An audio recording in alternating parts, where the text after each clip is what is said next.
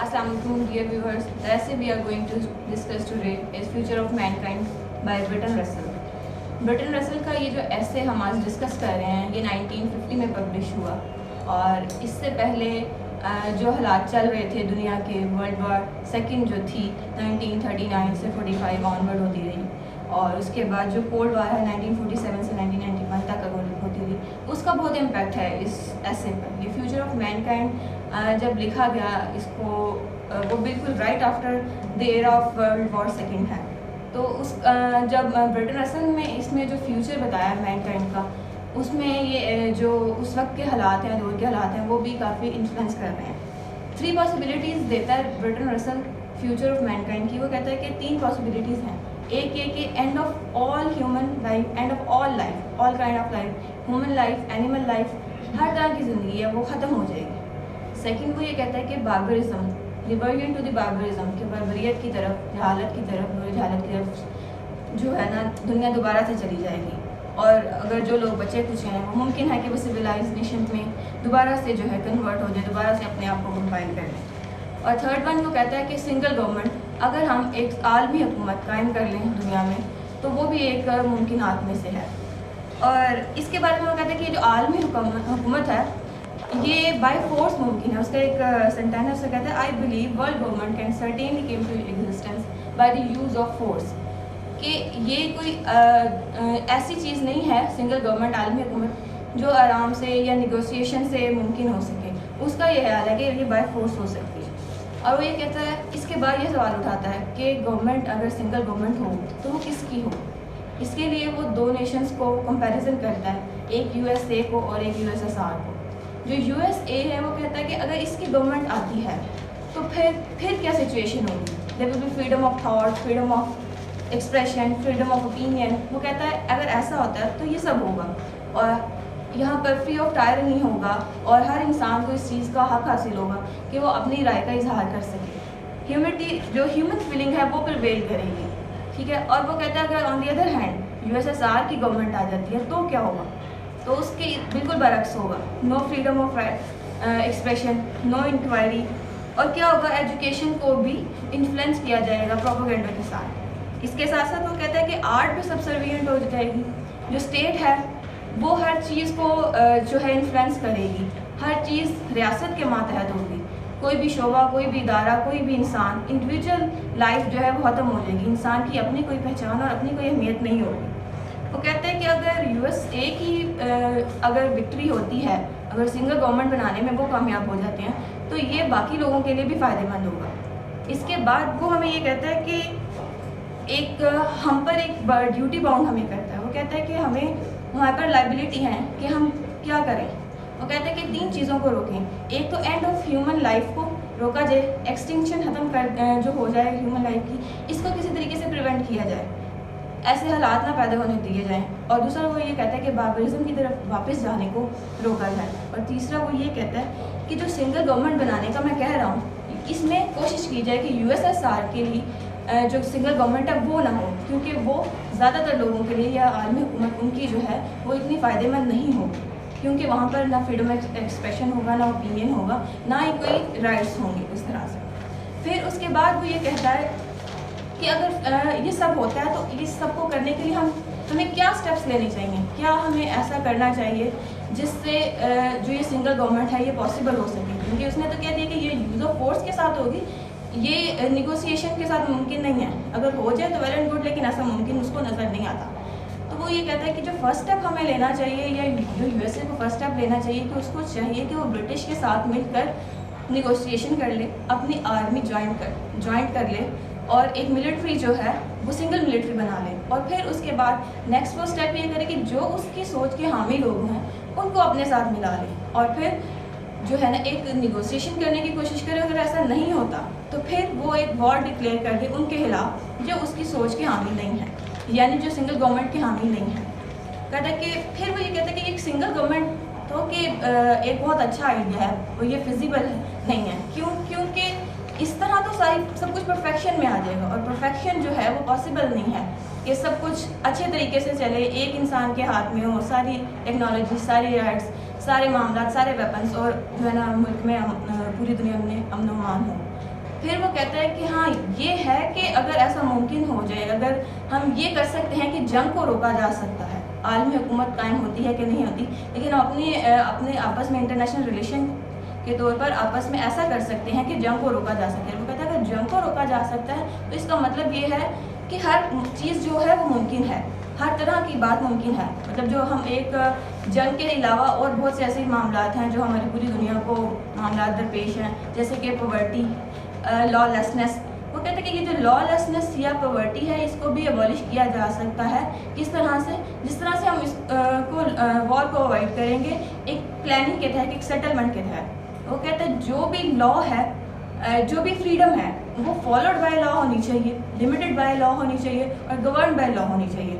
जब तक law prevail नहीं करेगा तब तक इंटरनेशनल रिलेशन में भी लॉ नहीं होगा। इंटरनेशनल रिलेशन में भी आपको लॉ को फॉलो करना चाहिए ताकि एक लॉ के साथ चलते हुए अमन व अमान कायम किया जा सके। ये था बर्टन रसल का ऐसे। Thank you. बिस्मिल्लाहिर्रहमानिर्रहीम। डियर फेलोज, अस्सलाम वालेकुम।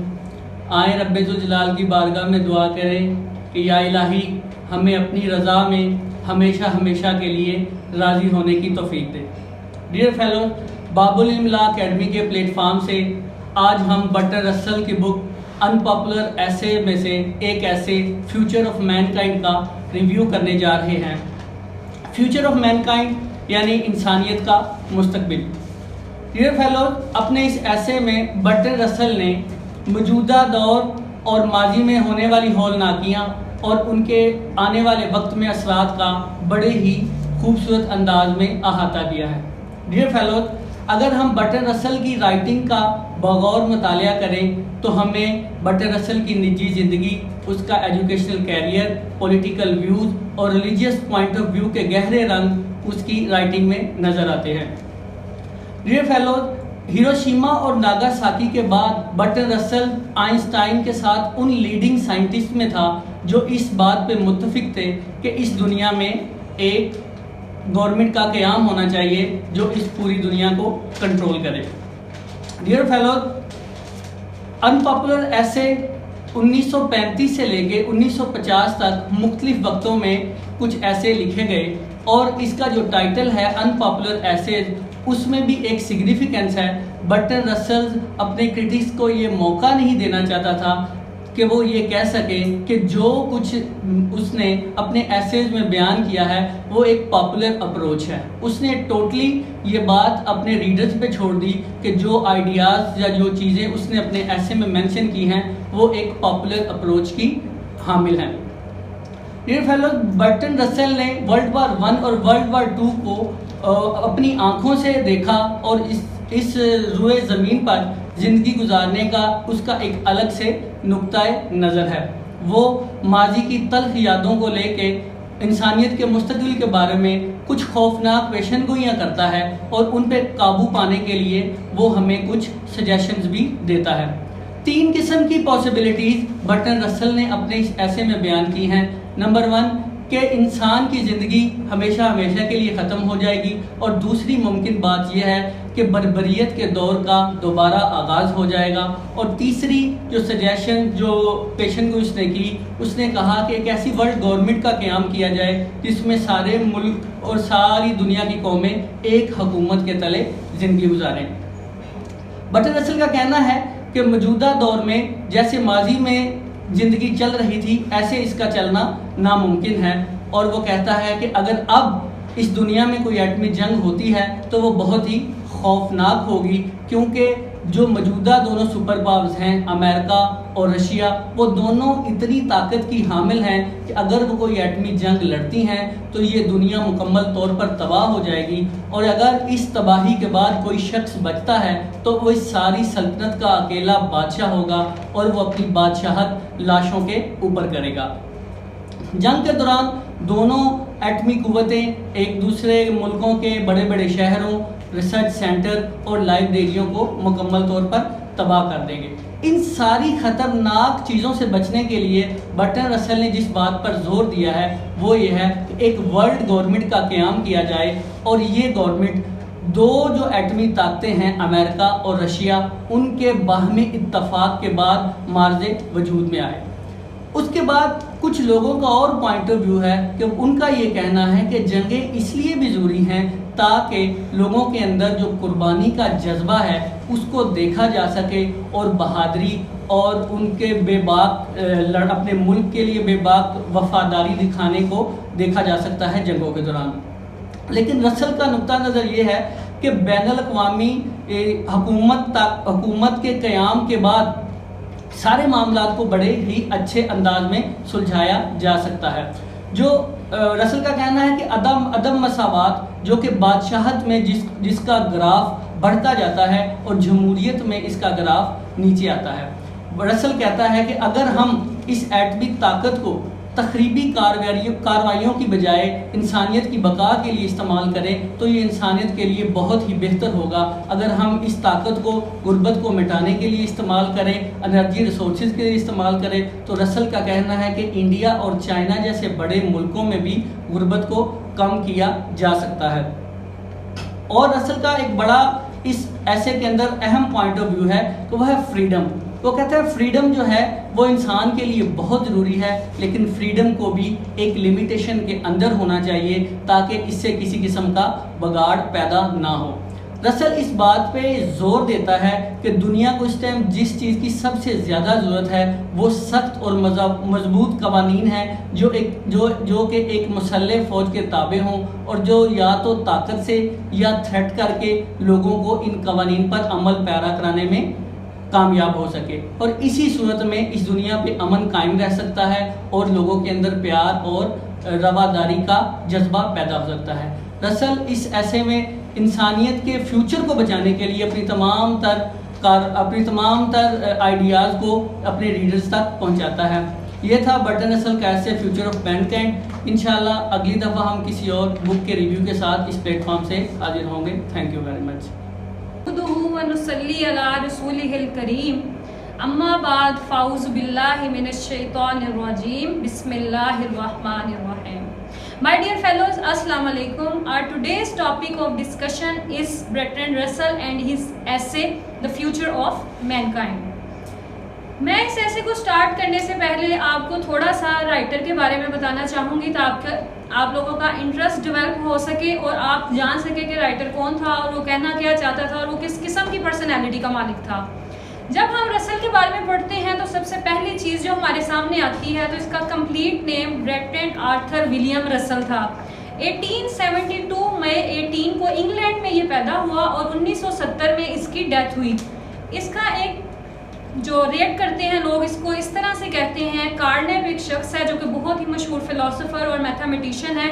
उसका कहना है कि जो रसल है ये undisputably the greatest philosopher of the century है। ये पूरी एक सदी तक जिंदा रहा और ये पूरी सदी का फिलोसोफर का टाइटल इसको दिया जाता है। जब हम इसके बाद इसकी ज़िंदगी को देखते हैं तो ये एक कट्टर मजहबी घराने में पैदा हुआ, लेकिन इसका जो ताल्लुक था या किसी भी रिलीजन से नहीं था। बजाते खुद ये एक एथिस्ट या मुल्हिद था, ये किसी भी रिलीजन पर अमल पैरा नहीं था और इसकी आखिरी रसूमात भी गैर मजहबी तरीके से ही अदा की गई। इसके बाद जब मैं इसको पढ़ती हूँ तो इसको लोग worldly figure, many sided personality, versatile figure भी कहते हैं। इसकी पर्सनैलिटी को देखा जाए तो इसकी पर्सनैलिटी में इसकी शार्प मेमोरी, इसकी पावरफुल क्रॉसिव विट का बहुत ज़्यादा अहम किरदार है इसकी। और इसके साथ जब कोई गुफ्तगू करता या इससे मिलता तो वो कहता कि the meeting with the Russell is very memorable and dramatic, carrying the fine strands of his sensibility which catch the light and reflect it like a prism. फिर जब हम इसके वर्क की बात करते हैं तो जो रसल का वर्क है उसमें ये मैथमेटिशियन भी नज़र आता है हमें, ये फिलोसोफर भी नज़र आता है, ये हमें लॉजिशियन भी नज़र आता है, ये हमें पॉलिटिशियन भी नज़र आता है। इसका वर्क के अंदर शामिल है कि why I am not a Christian, why man fight, marriage and morals, conquest of happiness, principles of mathematics. यहाँ पे मैं आपको ये बताती चली जाऊँ कि अपने जो प्रिंसिपल ऑफ मैथमेटिक्स जो इसका वर्क है, अपने इस वर्क को वो समझता है कि मैंने जो वर्क किया सबसे बेहतरीन काम मैंने मैथ के ऊपर किया। इसके बाद इसकी कुछ कोटेशंस काफ़ी ज़्यादा मशहूर हैं जिनमें कि ये शामिल है कि war does not determine who is right, it only determines who is left. इसके बाद ये कहता है कि जो यूएसए के लोग हैं they love cat and dog but they kill human beings.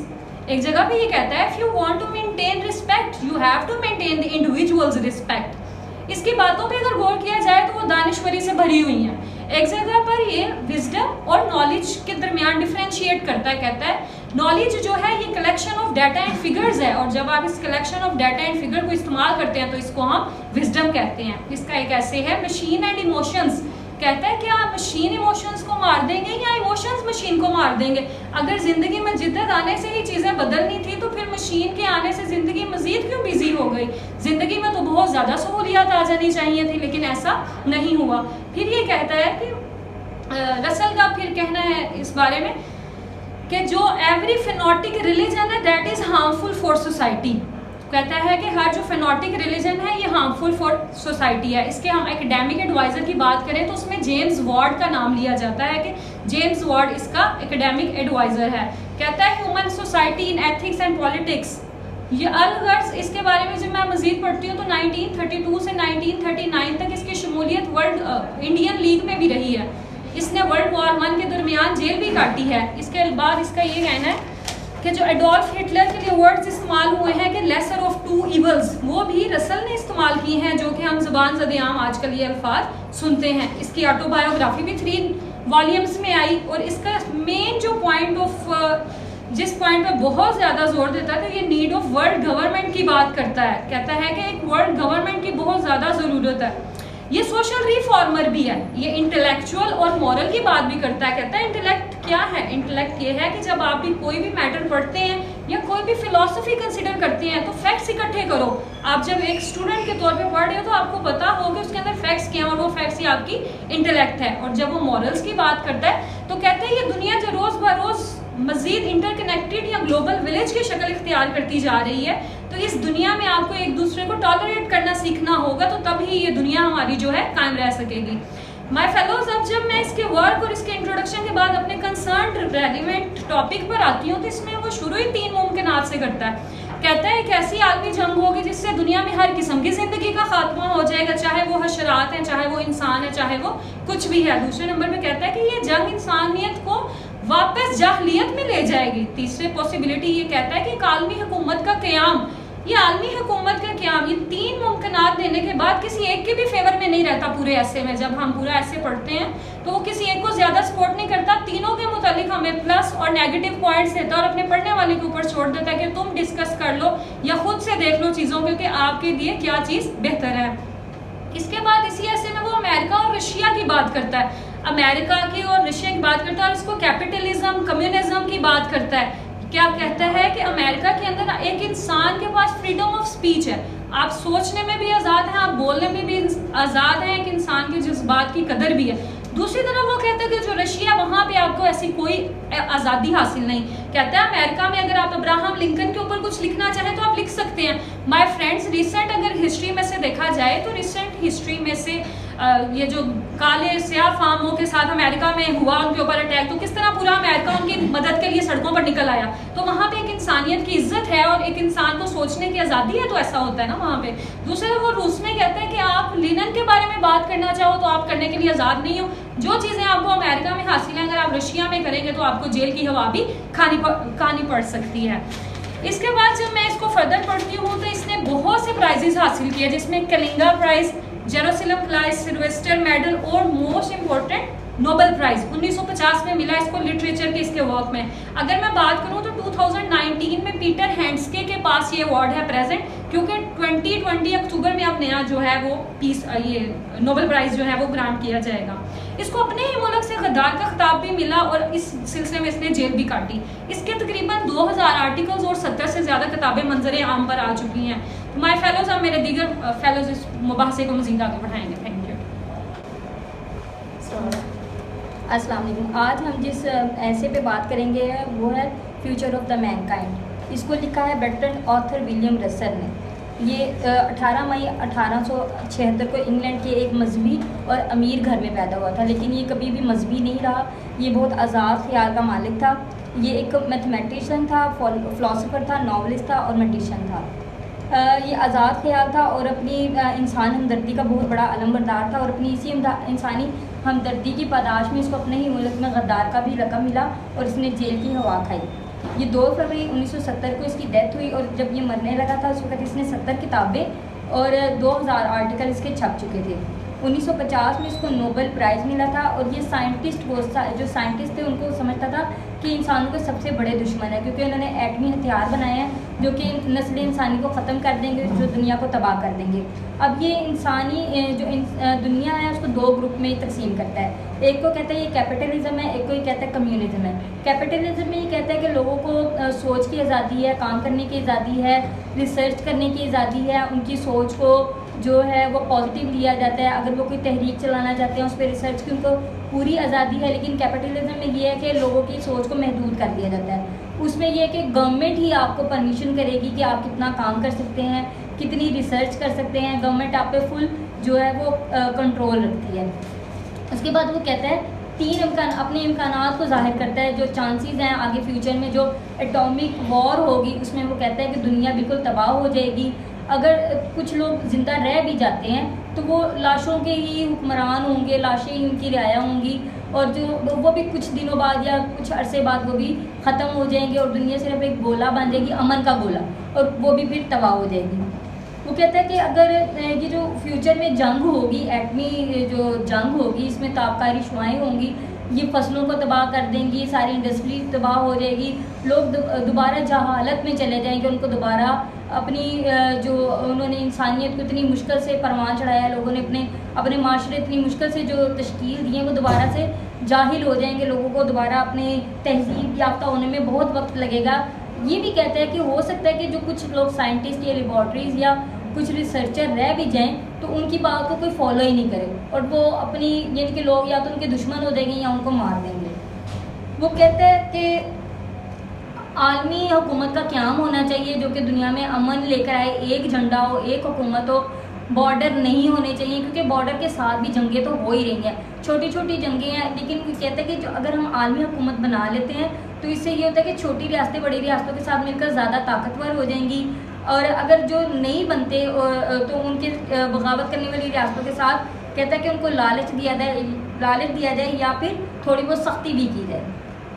वो कहता है कि इंसान अब वो अमेरिका को अपने आइडियल बनाता है, अमेरिका की कंट्री को वो कहता है कि उसका माशरा बहुत आइडियल माशरा है, कि वो एक आज़ाद माशरा है, वहाँ रिसर्च करने की पूरी आज़ादी है। इसलिए हमें चाहिए कि हम अमेरिका जैसे ही माशरे को जो है क़याम में लेकर आएँ, और हम पूरे अमेरिका को तो अपनी नहीं दे सकते, कुव्वत नहीं दे सकते, इसलिए हमें अमेरिका जैसा ही माहौल पूरी दुनिया में बनाना चाहिए। इसलिए वो सिंगल गवर्नमेंट बनाने के हक़ में है। वो कहते हैं कि ह्यूमन रिलेशन को बेहतर बनाने के लिए हिकमत अमली की जाए और लॉ का इस्तेमाल किया जाए। अगर हम ताकत का इस्तेमाल नहीं करते तो मुल्कों को एक किया जाए, दुनिया में अमन की फ़ज़ा कायम की जाए, खाना जंगी का माहौल ख़त्म किया जाए।